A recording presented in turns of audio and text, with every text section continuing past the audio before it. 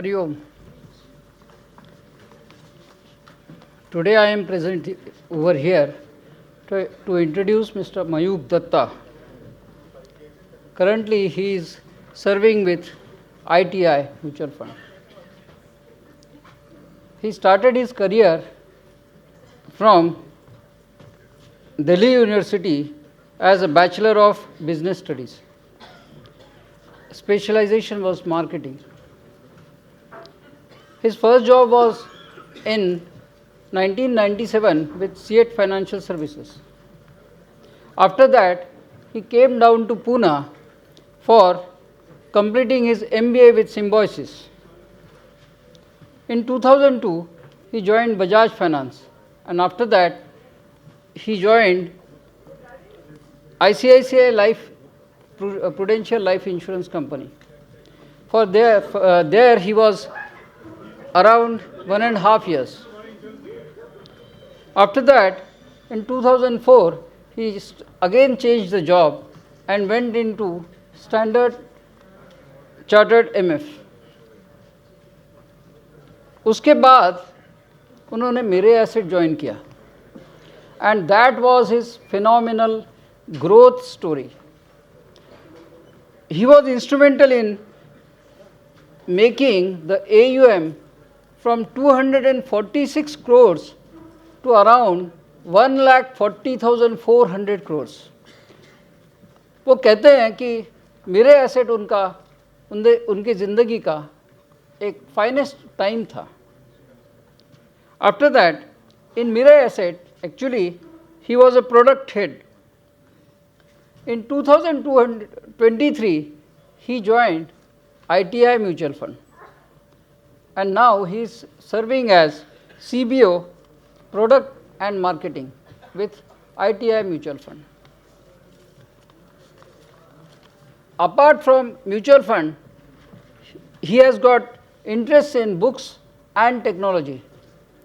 आप सभी को हैरानी होगी कि म्यूचुअल फंड का ये आदमी मोटर इंडस्ट्री में बहुत जानकारी रखता है और मोटर इंडस्ट्री के बारे में अप टू डेट नॉलेज रखते हैं. वो कहते हैं कि पूना में जब उन्होंने अपना स्टडीज़ कंप्लीट किया MBA, तो वो मेरे बेहतरीन समय था. पूना बहुत अच्छा लगता है, ऐसे उन्होंने कहा. इस बात के ऊपर तो हम लोगों ने तालियां बजानी चाहिए. Thank you. Today he is going to deliver on retirement, a start और an end, a total different perspective.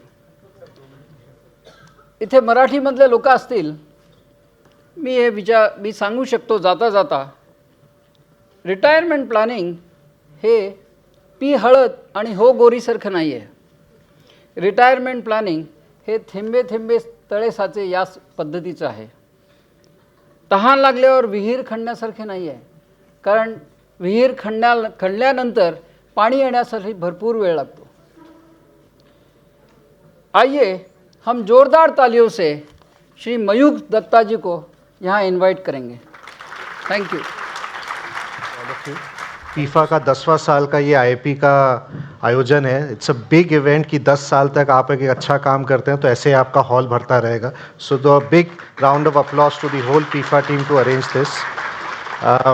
मेरा शायद प्रेजेंटेशन आज बहुत अच्छा नहीं होगा. उसका रीज़न ये है कि जब पैसी ने संक कॉस्ट के बारे में बताया तो मैंने मोबाइल में अपना ईटी का सब्सक्रिप्शन देखा, मेरा 2000 रुपये का था. तो उसके बाद पता नहीं 1800 में कहाँ पैसी वो डील लेके आया था. मेरा तो 2000 है और वो सब्सक्रिप्शन भी ओवर हो गया, तो I felt a little bad. तो वो थोड़ा और बोल के और ख़राब लग रहा है.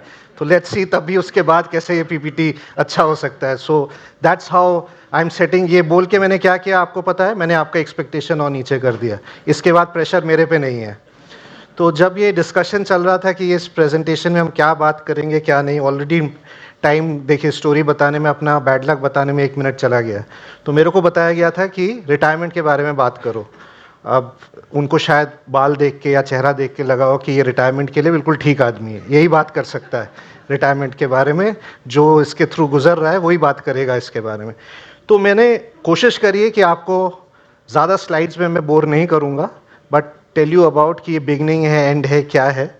So basically some of the things to talk about, कुछ डेटा पॉइंट्स है जिससे हम लोग हमेशा डेटा पॉइंट पे बात करते हैं. हिंदी सबको चलेगा, राइट? ग्रेट. तो थोड़ा रिटायरमेंट के बारे में समझते हैं. कुछ लोग यहाँ पे हैं जो 40 के नीचे हैं, कुछ 30 के नीचे होंगे, कुछ 50 के पास है. कुछ मैंने ऐसा नहीं रखा कि आपके लिए ये सही है, उनके लिए ये सही है. आपके लिए एक बुफे है, आप अपने आइडिया लीजिए इस प्रेजेंटेशन से कि आपको रिटायरमेंट को कैसे इसको अप्रोच करना है. Definitely retirement plan most of the time ऐसा ही लगता है. 30% आशा है, 30% कुछ ख्वाहिश है, और 40% हाथ जोड़ा हुआ है कि शायद मेरा ठीक निकल जाए. करेक्ट? तो mostly probably this is how retirement planning हम लोग करते हैं, जबकि नहीं करना चाहिए. बहुत इंपॉर्टेंट सब्जेक्ट क्यों है? लाइफ में आप जितने भी आपके इंपॉर्टेंट गोल्स हैं या ज़रूरतें हैं, आपको उसके लिए लोन मिल जाता है. मुझे पढ़ाई करनी है, क्या लोन चाहिए? राइट. उसके बाद मुझे 2 व्हीलर खरीदना है, नौकरी मिल गई. मुझे गाड़ी चाहिए, शादी करनी है, पर्सनल लोन चाहिए, मिलता है. राइट. घर खरीदना है, बिगेस्ट डिसीजन. राइट. बच्चे को पढ़ाना है, फाइनली रिटायर होना है. तो रिटायरमेंट का सबसे ज़्यादा बताने वाला कौन है सेटअप? किसने हमारे को सबसे पहले रिटायरमेंट के बारे में सिखाया है? आपको पता है? Indian railways. क्यों? हर 8-6 जनों के सेकंड क्लास में बैठने के अंदर वहाँ क्या लिखा रहता है? हिंदी में, इंग्लिश में 70 साल से लिखा हुआ है. क्या लिखा रहता है वहाँ पे? यात्री अपने सामान का खुद जिम्मेदार है. तो सामान की जगह पे आप क्या उसको रिप्लेस करेंगे हम उससे? फेयर? सो एक चीज पेसी ने भी बोला था, there was a very strong word, be selfish. उसने somewhere during the second half of his presentation he said be selfish. That is also how important it is for you. So some data points. कहाँ पे दुनिया में अगर आप retire करना चाहते हैं, कितना खर्चा लगता है? तो वन गुड न्यूज़, सबसे सस्ता देश आपके राइट साइड, लेफ्ट साइड पे मैप के, which is Pakistan, which is $1,82,000. The most expensive place is somewhere in the Caribbean, West Indies में है. There is an island call is Bermuda. पूरे यूएस और बाकी लोग वहाँ जाते हैं जिनके पास पैसा होता है टू रिटायर. वहाँ पे करीबन $10 लाख चाहिए. इंडिया में somewhere in the middle it is written, somewhere here is India, it is about $1.84 lakhs. रफली अगर आज के नंबर पे कन्वर्ट करेंगे, करीबन 1,60,00,000 के आसपास आता है पर पर्सन. तो रफली आज के तारीख में अगर आप डेटा से चले, एक नॉर्मल मिडिल क्लास और अपर मिडिल क्लास रहने में अगर आपको रिटायर करना है, रफली the corpus comes to about 3.2 crores in a very assuming आपका there are another 25-30 years of life left. There is, and आप एक minimum average and above average lifestyle का आपका एक्सपेक्टेशन है. तो रफली वो करीबन 3-3.25 करोड़ आता है. इस नंबर को हम बाद में एक बार फिर से देखेंगे. ज़रूरत तो है, हम बचाते कितना है? ये देश है, सब लोग यूएस का एग्जाम्पल देते हैं तो मैं भी वही यूज़ करता हूँ.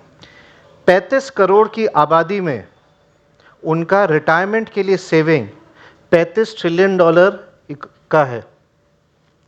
हमारा इंडिया का इकोनॉमी आज सब कुछ मिला जुला के करीबन 4 ट्रिलियन के पास है. हमारे पूरे देश का multiplied by 9 is the retirement savings. इसके अंदर पेंशन, रिटायरमेंट, सारा डेटा मैं ले रहा हूँ. नेक्स्ट कंट्री जो है वो यूके है, वो यूएस का 1/10 है. That is the amount people have saved और दे इन्वेस्ट बाय खुद के ज़रूरत से, या फिर उनके पेंशन प्लान्स या उनके पीएफ प्लान्स या उनके जो 401k बोलते हैं वहाँ पे, उसके हिसाब से this is the amount they have saved for their retirement. So और इंडिया कहाँ पे आता है? रफली इंडिया कम्स टू $250 बिलियन के आसपास. आप मान लीजिए करीबन 20 लाख करोड़ के आसपास. फॉर कितनी आबादी? अब 150 करोड़ के पास लोगों का। तो that is the, to give you an idea कि रिटायरमेंट पे सेविंग्स अगर आप प्रॉपरली ना करें, ज़रूरत कहाँ है, कौन बचा रहा है और कितने लोग हैं। यूजुअली लोग कहाँ रिटायर करते हैं, कितने एज पे करते हैं, बहुत बिजी स्लाइड है, मैं आपको दिखा देता हूँ। इंडिया में रफली 58 साल कंसिडर किया जाता है कि जब आप रिटायर करते हैं। एक्चुअली लोग 67 तक यहाँ काम करते हैं ऑन एन एवरेज। जो वाइड नंबर दिया हुआ है यहाँ पे and others, this is those countries जहाँ पे विमेन वर्कर्स कब रिटायर करते हैं। सो फॉर एग्जाम्पल जापान में 67 तक लेडीज काम करती हैं, 68 तक मैन काम करते हैं। Korea, one of the other places, south Korea 65, 66। China में 61 तक लेडीज काम करते हैं, 66 तक मैन काम करते हैं। Average retirement time. So imagine the amount of work. क्यों रिटायरमेंट में क्यों सेव करना चाहिए, आज ये टॉपिक ही क्यों है। 1970 से लेके 2022 तक अमंग अदर कंट्रीज, बड़े पॉपुलेशन वाले देशों में, naturally India second most popular now, तो is the most populous country. Average, sorry, oops, okay, just two, हाँ सॉरी, 48 साल हमारा एवरेज एज था 1970 में। 2022 में इंडिया में एवरेज एज अब 70 है। This is the highest growth in terms of life expectancy across countries. कहने का मतलब है 50 साल पहले इंडिया में एवरेज एज 48 का था, आज 70 है। This has grown by how much, 48%। इसका मतलब क्या है, we are going to live longer. We may not live healthy but we are going to live longer. So when you live long, क्या चाहिए? So we need to plan for it. This is not to get, it should not be a burdening point, but it is that कि ऐसा होगा, तो ऐसा होगा तो मुझे क्या करना चाहिए, right? I need to plan for it. So you can look at it how 50 साल में कैसे उम्र बढ़ रही, उम्र के साथ जिंदा रहेंगे, तो जिंदा रहने के लिए खाना पड़ेगा, जीवन यापन के लिए पैसा चाहिए, right? How am I looking on time? Good. तो ये शुरुआत है रिटायरमेंट प्लानिंग, एंड है कैसे करना है। So then that's the topic for today. This is the data. है क्या एक्चुअली, क्यों लोग घबराते हैं इससे? क्योंकि सबसे पहला चीज लोग घबराते हैं रिटायरमेंट से, क्योंकि दैट होल कॉन्सेप्ट मन में कि इसके आगे मेरी कमाई नहीं रहेगी, और जब मेरा कमाई नहीं रहेगा तो मेरा फैमिली में और बाहर मेरी वो इज्जत, वो स्टेचर नहीं रहेगा। तो रिटायरमेंट, इसीलिए पहली चीज जो सामने आता है वो है fear.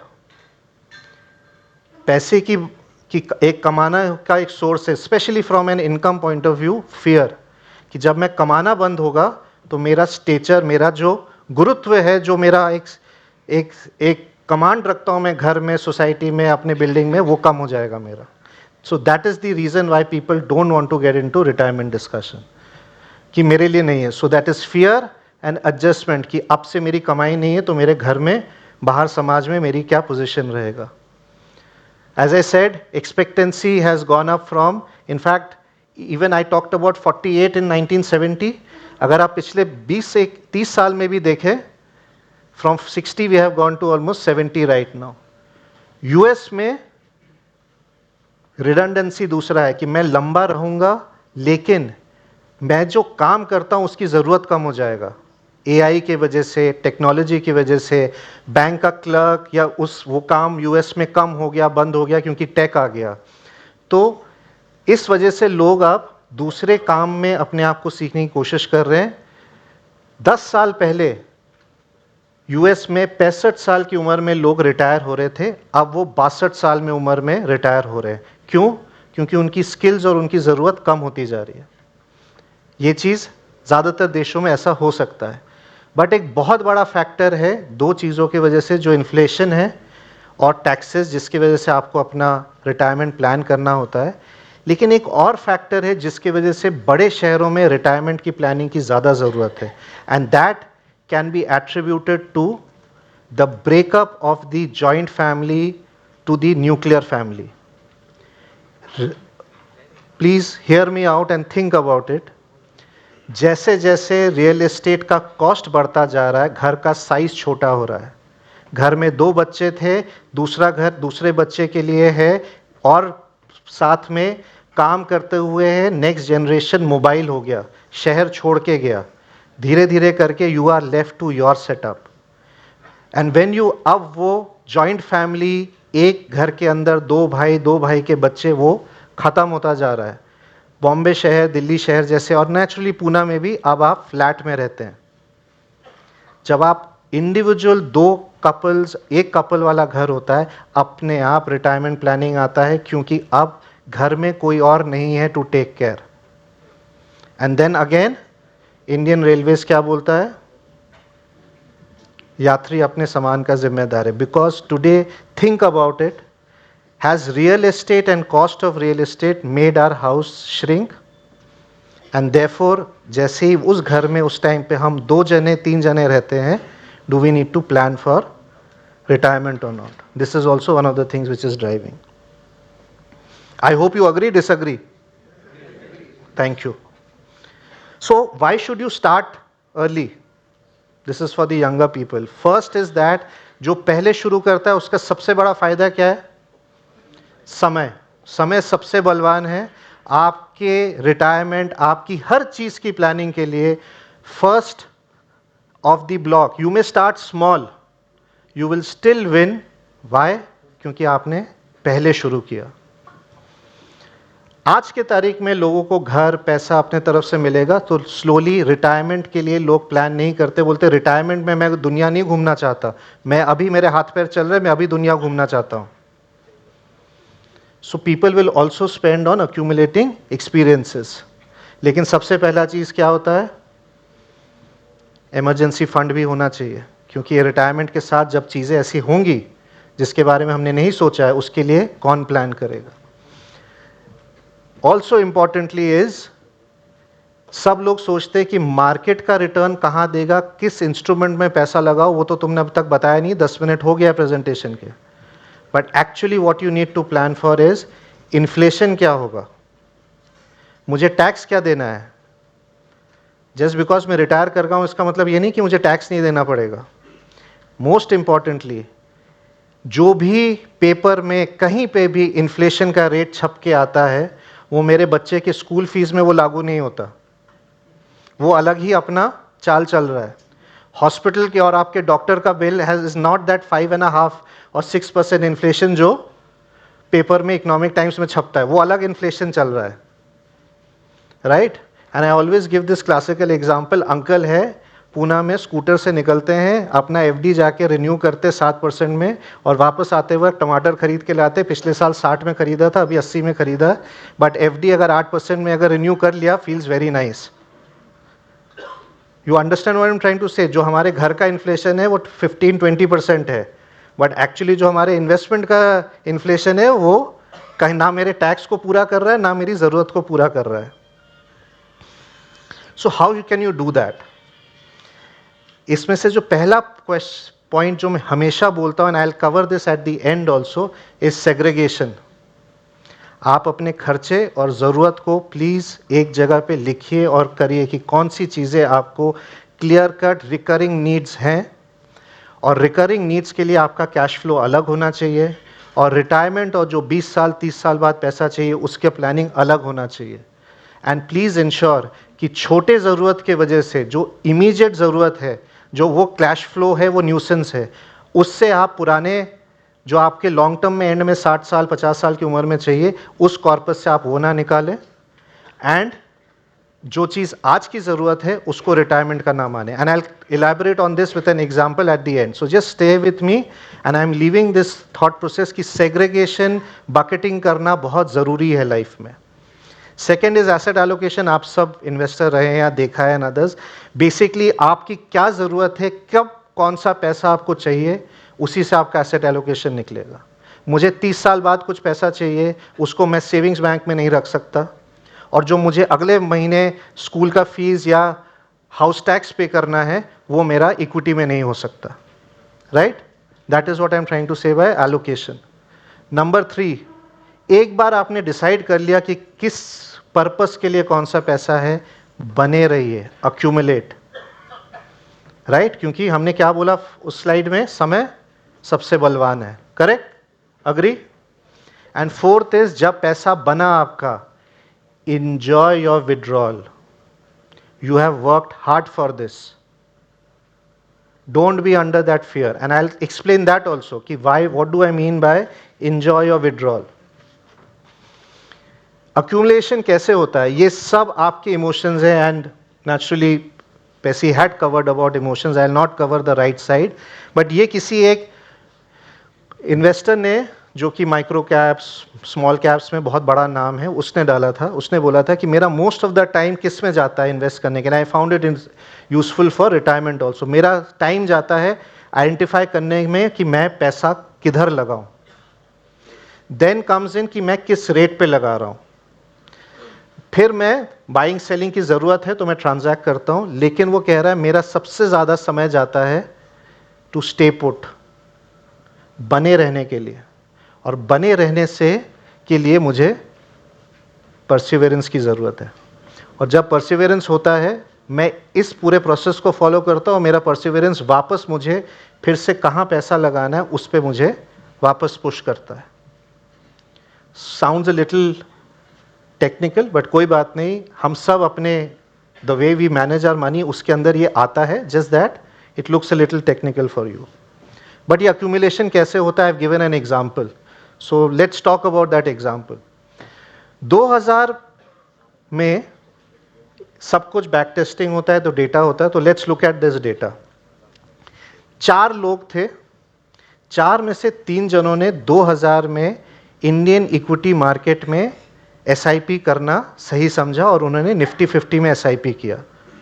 Again I am repeating, 3 जनों ने क्या किया, उन्होंने, एक ने SIP करी 2000 से, 10 जनवरी 2020 से SIP करनी शुरू करी, महीने का 10,000 रुपये SIP किया निफ्टी इंडेक्स में जनवरी 2000 से, और 4 सिनेरियो हम प्ले कर रहे हैं 4 दोस्तों का, ठीक है? Everybody with me? 2020 से शुरू करके 2024 तक 297 मंथ्स होते हैं, तो 10,000 रुपये डाले तो हर महीने कितना हुआ, टोटल मिला के 29.7 लैक्स, राइट? उसने 29.7 लैक्स डाले, आज उसका इन्वेस्टमेंट का कॉर्पस 2 करोड़ 14 लाख है। उसके साथ एक और दोस्त ने शुरू किया, 10 साल बाद उसने SIP बंद कर दिया, राइट? 2000 में शुरू किया, 2010 में SIP बंद कर दिया, लेकिन उसने पैसे नहीं निकाले, तो उसने कितने पैसे डाले, 12 लाख। 12 लाख का आज वैल्यू है 1 करोड़ 63 लाख। तीसरे दोस्त ने भी, इसने बंद किया तो उसने भी बंद कर दिया था सेम डे पे, तो तूने बंद किया, मैंने भी बंद किया, उसने भी बंद कर दिया, बंद करके पैसे निकाल के ले गया 2010 में, कितने निकाले, 34 लाख। जिस दिन इन दोनों ने बंद किया, चौथा दोस्त को याद आया कि चलो इतने साल से ये लोग SIP कह रहे हैं, कर देता हूं मैं। उसने 2014 में SIP शुरू करा, 2010 में शुरू किया, आज तक चला रहा है। उसने कितना पैसा डाला, 17.7, उसकी वैल्यू आज कितनी है, 50 lakh. This is the idea कि एक बार आपने कोई अच्छी चीज शुरू करा है, please start and continue. If you continue, stay put.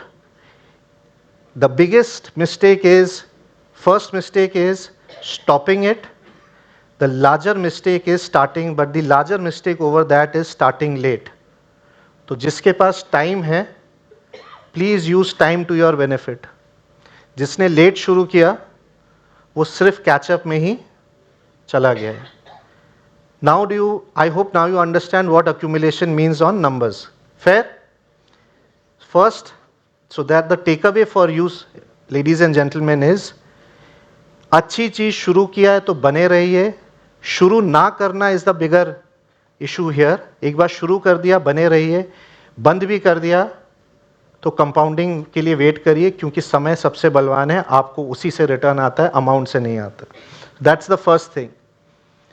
Myths क्या है? विड्रॉल, पैसा बनता है तो पैसा निकालते, लोग डरते हैं पैसा निकालने से। क्यों निकालते हैं? क्योंकि ज़्यादातर लोग क्या सोचते हैं, पहले तो मुझे स्कूल का देखना है, घर का लोन पे करना है, बच्चे की कॉलेज के लिए तैयारी करनी है, और सब मैं रिटायरमेंट जब समय आएगा तब मैं प्लान करूँगा। मोस्टली इंडिया में रिटायरमेंट का डिस्कशन, और रिटायरमेंट फंड में भी लोग जो रिटायर कर जाते हैं फिर वो रिटायरमेंट फंड में पैसा डालते हैं, right? So the point which we are trying to say is that you have to start thinking about retirement जिस दिन आपका पहला पे चेक आता है। If you are not thinking about that, why? Because वो एक ऐसा चीज़ है जिसके लिए आपको लोन नहीं मिलता है। दूसरा चीज़, एक लोगों को लगता है अरे मैं रिटायर करूंगा मेरी कमाई नहीं होगी। आपका हो सकता है कैश फ्लो नहीं होगा, आपकी इन्वेस्टमेंट तब भी कमा रही है। दोनों में फ़र्क है। मेरे अकाउंट में सैलरी वाले दिन उस दिन 60 साल की उम्र में पैसा नहीं आएगा। इट डजेंट मीन कि मेरे को कैश फ्लो नहीं आएगा, इट डजेंट मीन कि मेरा इनकम नहीं होगा। और टैक्स हम किस चीज़ पे देते हैं? इनकम पे, कैश फ्लो पे नहीं। तो मुझे टैक्स तब भी देना है, राइट? लोगों को लगता है कि रिटायरमेंट के बाद मेरा टैक्स ब्रैकेट नीचे हो जाएगा, ऐसा नहीं होता है।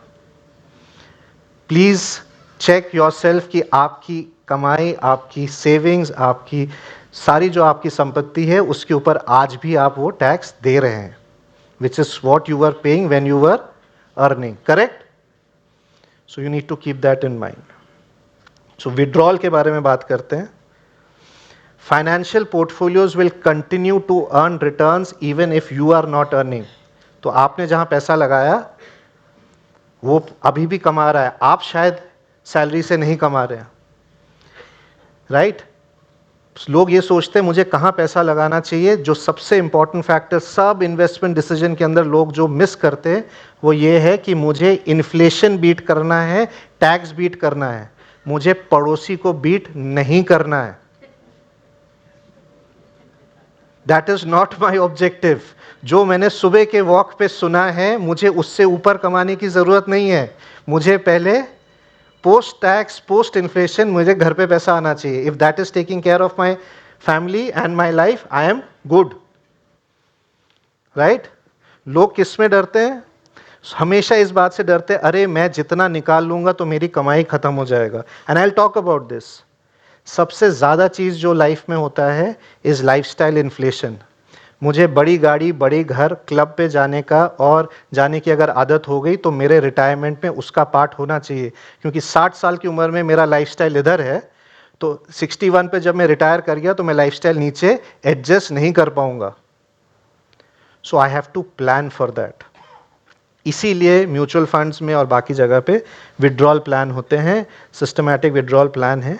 बट मोस्ट इम्पॉर्टेंट है कि ये पैसे का कैश फ्लो तभी आप बना सकते हो when you are truthful with yourself कि एक्चुअली आपके कैश फ्लोज क्या है।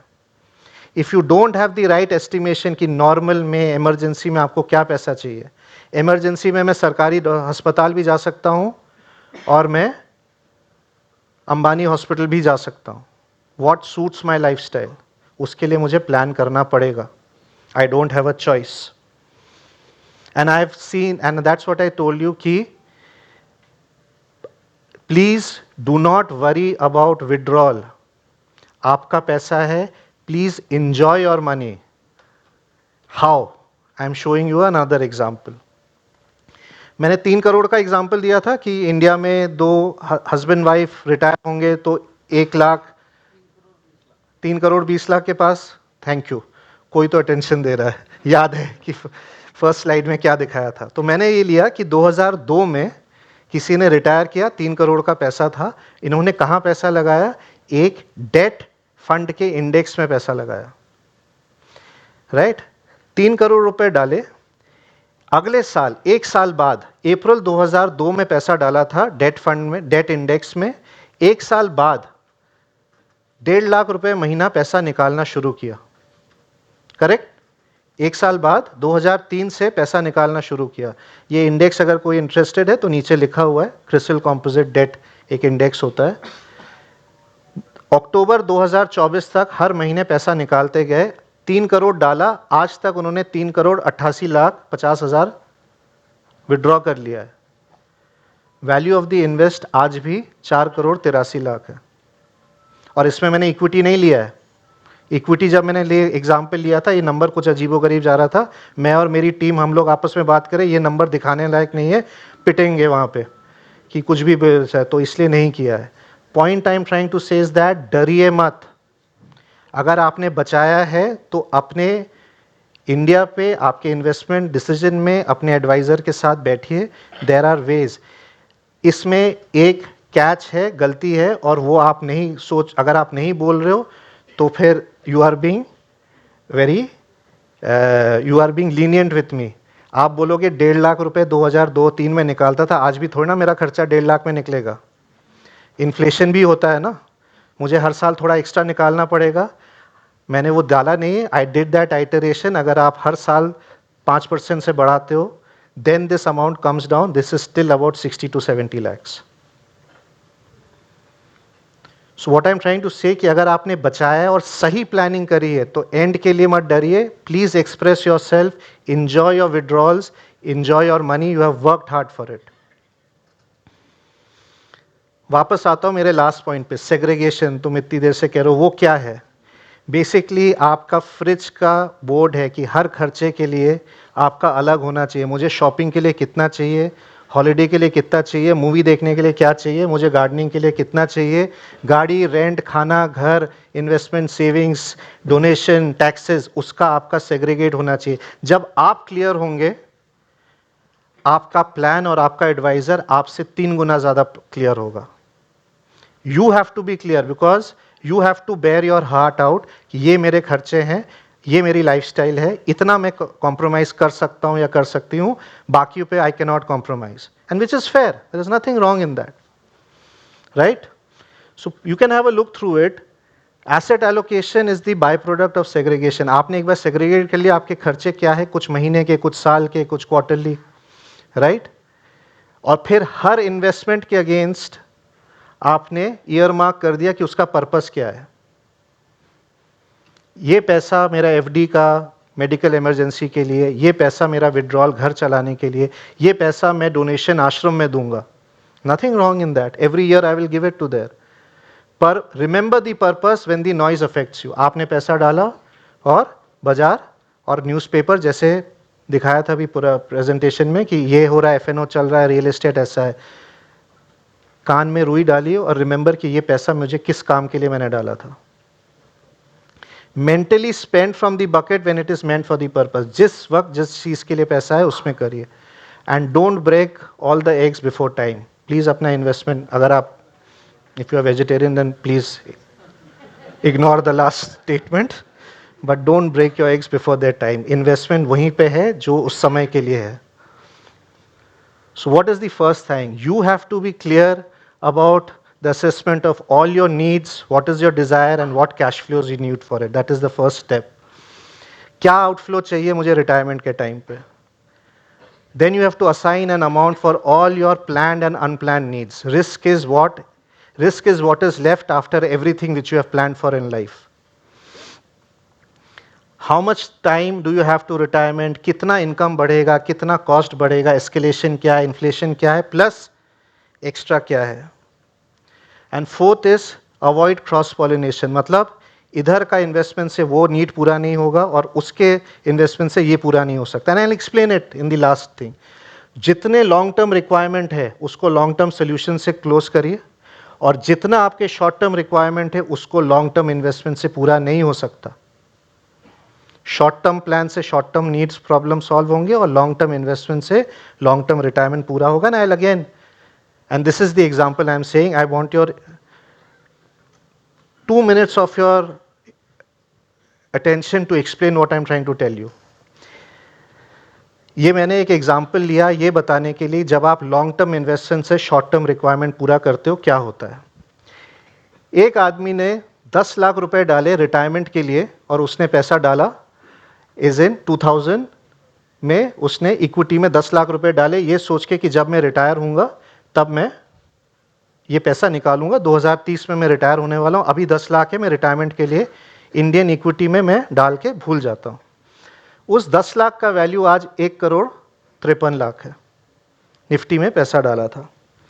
अब यही आदमी इसने क्या किया, 2 साल बाद देखा कि रिटर्न अच्छा हो गया, तो उसने बोला कि चलो एक हॉलिडे करते हैं, और 2002 में उसने पैसा डालने के 10 लाख के बाद 2 लाख रुपए निकाले, और 10 लाख में से उसने जो भी ग्रोथ था, today his investment value is 1,09,000, 1,09,000।